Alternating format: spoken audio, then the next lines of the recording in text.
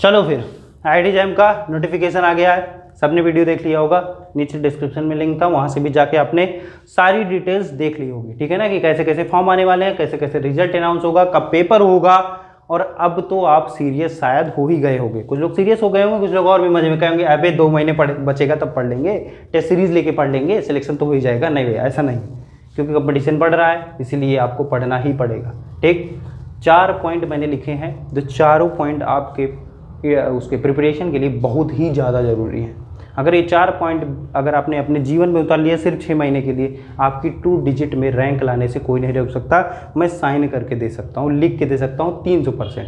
ठीक है ना। वो 4 चीज़ें क्या हैं, सही से सुनिएगा, सही से समझिएगा क्या क्या चीज़ें कह रहा हूँ। पहला चीज़ मैं कह रहा हूँ मोटिवेशन। ठीक है ना, मोटिवेशन ये होना चाहिए कि आप जैम करना क्यों चाहते हो, आपको आईआईटी जैम चाहिए क्यों, आपका सपना है आईआईटी है क्या, वो पूछो अपने आप से। ठीक है ना, क्या आपका सपना है कि मैं पीएचडी करूं, एक रिसर्च इंस्टीट्यूट से करूं, इंडिया की नंबर 1 यूनिवर्सिटी में रिसर्च करूं, पीएचडी करूं, रिसर्चर बनूं और अपना एक कोई वर्क जो दुनिया में किसी ने नहीं किया है वो मैं अपने अर्थ पे किसी एक जनरल में दूं, ये क्या आप ये सोच रहे हो? अगर आप ये सोच रहे हो तो आपको 100% मोटिवेट रहना ही चाहिए, यही सोच सोच के। ठीक है ना। और मोटिवेशन के कई कारण हो सकते हैं। दूसरा मोटिवेशन का कारण हो सकता है कि आपको परिवार वाले नकारा समझ रहे थे, नल्ला समझ रहे थे, आप आईआईटी जैम निकाल लिए। अब क्या समझेंगे, भैया हमारा लड़का जो है वो आईआईटी में चला गया है। ठीक है ना, आप सोचो आपका रिस्पेक्ट लेवल कहाँ चला जाएगा, मतलब परिवार की नज़रों में आप क्या हो जाओगे, अच्छे बन जाओगे। सही बात है या नहीं। तीसरा मोटिवेशन हो सकता है आप अपने माँ बाप को देखिए, वो किस सिचुएशन से गुजर रहे हैं, उनका क्या कभी सपना था क्या कि मेरा भी बच्चा आईआईटी में पढ़े, था या क्या नहीं था? अगर हाँ भैया था, क्योंकि सभी माँ बाप का होता है कि मेरे बच्चा आईआईटी पढ़े, 4 लोगों को बताएं वो। ठीक है ना, आपसे ज़्यादा आपके सिलेक्शन की खुशी आपके माँ बाप को होगी, आपके दादाजी को होगी, होगी कि नहीं होगी? ठीक है ना। तो मोटिवेशन का तरीका ये भी हो सकता है, इसको मोटिवेशन बनाओ कि हाँ यार मेरे पिताजी चाह रहे हैं, मेरे माता जी चाह रही हैं, मैं क्यों नहीं कर रहा हूँ, मैं करूँगा, बिल्कुल करूँगा। आपका मोटिवेशन होना चाहिए, मेरे शहर में किसी ने आईआईटी जैम नहीं दिया है, किसी का नहीं निकला है, मेरे शहर में किसी ने दिया है जिसकी 100 रैंक आई थी आईआईटी जैम में, मेरी आएगी 50 रैंक, मेरी आएगी 1 रैंक, क्यों नहीं करूँगा? मैं करूँगा, लिख लूँगा, यानी दीवार में चिपका लूँगा कि भैया मुझे आईआईटी चाहिए, मुझे 1 रैंक चाहिए, मैं उसके लिए पढ़ूँगा, आज से पढ़ूँगा और अपना 100% दे दूँगा। ठीक है ना। तो ये मोटिवेशन हमेशा रहनी चाहिए, आग रहनी चाहिए कि हाँ भैया कर ही लेना है, कुछ भी हो जाए, आईआईटी मुझे चाहिए तो चाहिए, उसके लिए मैं कुछ भी सेक्रीफाइस करने के लिए तैयार हूं। मैं नींद छोड़ दूंगा, मैं खाना छोड़ दूंगा, मैं घूमना टहलना छोड़ दूंगा। बस 6 महीने की बात है, बस 6 महीने की बात है, उसके बाद आपका जीवन बहुत सरल होने वाला है। ठीक है ना। तो आईआईटी जैम अगर आपको करना है तो मोटिवेट पहली बात तो आपको रहना ही पड़ेगा, मोटिवेशन आपके लिए बहुत जरूरी है। ठीक है ना, नहीं होना मोटिवेट मेरे पास फ़ोन कर लेना। ठीक है, कुछ लोगों के पास है और भी बहुत सारे उनके मेंटर होंगे, उनके पास फोन करके मोटिवेट करो खुद को। मोटिवेशनल वीडियो देखो, मेरी वीडियो देख लो चाटो यार, मोटिवेट हो जाओगे।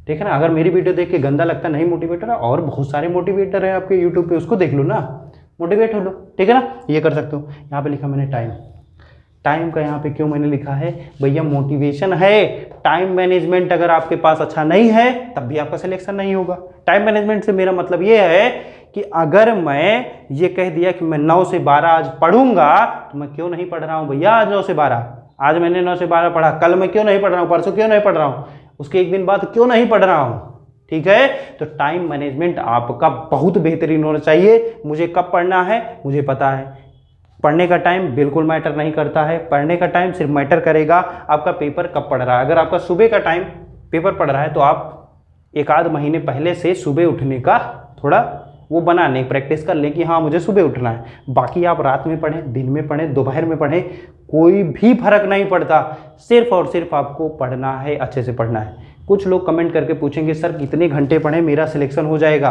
भैया आप 24 घंटे पढ़ो तब भी आपका सिलेक्शन नहीं होगा, और अगर आप 10 घंटे पढ़ रहे हो तब भी हो जाएगा। डिपेंड करता है आप पढ़ाई किस मूड में कर रहे हो। अगर आप अपना 100% देके सही से पढ़ रहे हो तो आप 6 घंटे पढ़ोगे तब भी वो इनफ होगा आईआईटी जैम क्वालिफाई करने के लिए। और बिना मन के एक तरफ मोबाइल खुली, एक तरफ व्हाट्सएप पे मैसेज आ रहा है, फेसबुक मेरा चल रहा है, ट्विटर तो मेरा ऑन ही है, इंस्टाग्राम पे पोस्ट डालनी है, ये सब खुला हुआ है, और भाई साहब इधर कॉपी खोल के पढ़ रहे हैं। ठीक है, तो भाई सिलेक्शन थोड़ी होगा यार। तब तो 24 घंटा पढ़ो नहीं सिलेक्शन होगा। कहोगे सर मैं तो 24 घंटे पढ़ता था मेरे सिलेक्शन नहीं हुआ, नहीं होगा ना। डिस्ट्रैक्शन फोड़ दो, मैं तो कह रहा हूँ मोबाइल फेंक दो, लेकिन कुछ लोग कहेंगे सर आपका वीडियो लेक्चर कैसे लिखूंगा। हाँ भैया, उसको देखने के लिए रखे रहो, मैं ऐसे ही बोल रहा हूँ। फेंकना नहीं है मोबाइल फेंकना नहीं है, लेकिन उसको जब आप पढ़ते रहो तो उसको स्विच ऑफ करके बंद करके रख लो। वाईफाई नहीं है, वाईफाई लगवा लो भैया, 500 रुपये 600 रुपये लगेगा, सब लोग अपने घर में एक वाईफाई लगवा लो, ठीक है। क्या होगा ना, वाईफाई होने से आप अपना एरोप्लेन मोड ऑन कर दो तो आपका जो सिम है वो बंद हो जाता है। तो 4 घंटे के लिए बंद कर दो ना। किसी को बात करने, घर वालों पूछ लेगा हाँ भैया फलाने जिंदा है कि नहीं है, हाँ जिंदा है, पढ़ रहे हैं, बात खत्म। कि सबको मैसेज कर दो भैया मैं 4 घंटे बिजी हूँ, मुझे मैसेज मत करना, मेरा एग्जाम चल रहा है, मैं यहाँ पे बिजी हूँ, मैं दादाजी के अपने साथ। झूठ बोल दो, पढ़ने के लिए झूठ बोलोगे चलेगा, क्योंकि उससे आपका जीवन बनने वाला है। एट लास्ट एक चीज़ मैटर करती है, हमेशा आप जान लीजिए, जब आपका पेपर है कभी भी आप नोटिस करिएगा, एट लास्ट एक चीज़ मैटर करती है, वो आपका रिजल्ट। आपने 24 घंटे पढ़ा, आपने 48 घंटे पढ़ा, आपने 72 घंटे पढ़ा, एक दिन में 24 घंटे ही होते हैं, आपने 72 घंटे पढ़ा, वो मैटर नहीं करेगा अगर आपका रिजल्ट बेकार है। आपकी 1000 रैंक 2000 रैंक आ जाएगी, कोई पूछेगा भैया कितनी रैंक है, 2000, अपने मन में खुद ही सोच लेंगे अबे पढ़ ही नहीं रहा होगा, है कि नहीं है।